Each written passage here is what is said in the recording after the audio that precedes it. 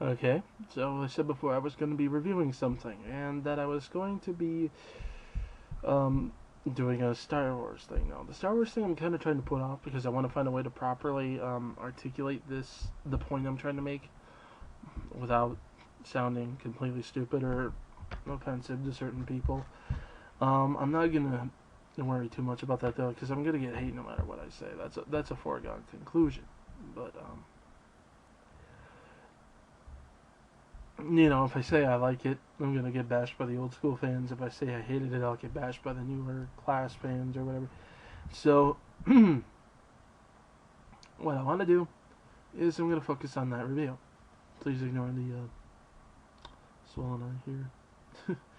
Anyway, so I said I was going to be reviewing a game I think is very underrated, and it is.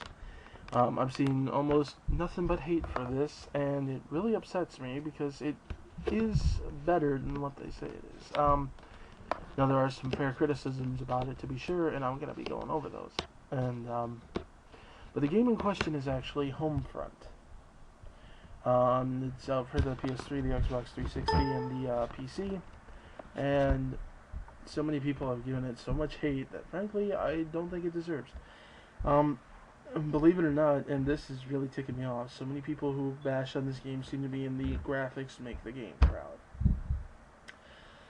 Now, granted, this is a console game. It was released for the console. It's not like a downloadable arcade style, thing.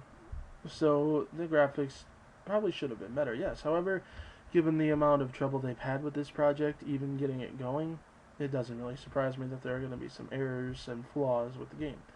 Um, it happens sometimes. But yes, the graphics are below what they should be. They're like early PS3 level at best. And it is short, that's true. But in terms of actual gameplay, frankly, I find some of the controls to be some of the best there are in terms of actually aiming. So sick of all these games where either when you aim, it's almost like you could shoot 3 feet to the left and still hit them, or you have to be so stinking precise that you don't even hardly damage them if you catch so much as just to barely outside the arm or the head or whatever. That can get kind of annoying unless you're playing a game that requires that sort of thing. You know, um, then yeah, it can get annoying. But this, yeah, it was actually some pretty good aiming, pretty good control. Overall, I've been very pleased with that. In terms of story, it's actually a really cool story, really cool idea. It's an awesome storyline. People have argued about whether or not it's plausible, and the truth is, it is very plausible, depending on what nations decide to do with their foreign policy. It's a what if. What if we do this? What if we ignore this? What if we don't put any emphasis on it and just ignore it, and then things escalate to this, and by the time we want to do something, we can't. That kind of thing. Then it's basically North Korea gains a crap load of power, works with the Iranians, who have gained nuclear power, who are at war with the Saudis. Long story. Anyway, but yeah, long story short, America gets invaded by North Korea, and they try to add it to their empire.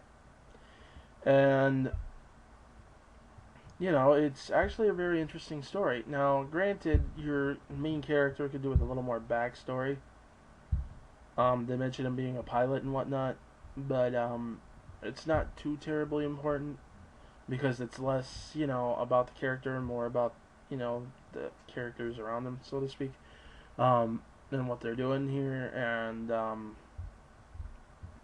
they set it up for a sequel. I'm not sure it'll get one, unfortunately. And this game, I'm sorry, I almost felt set up to fail by some people, but it was a lot better than people give it credit for.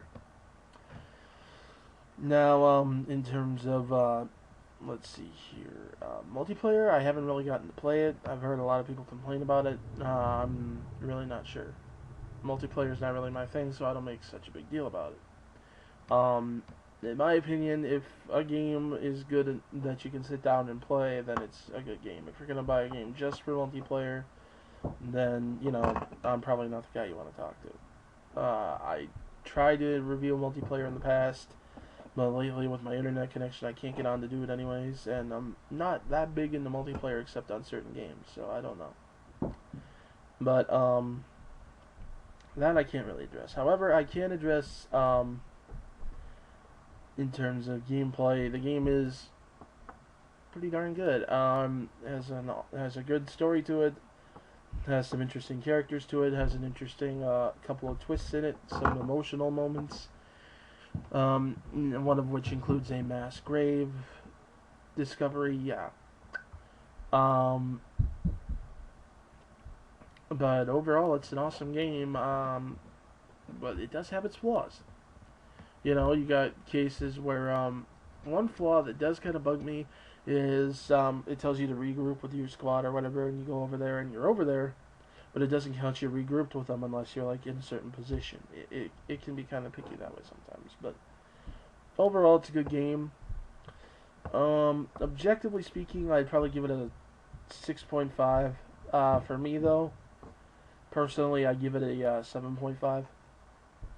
Thereabouts. It's a fun game, and you know it's only 40. It was only $40 brand new.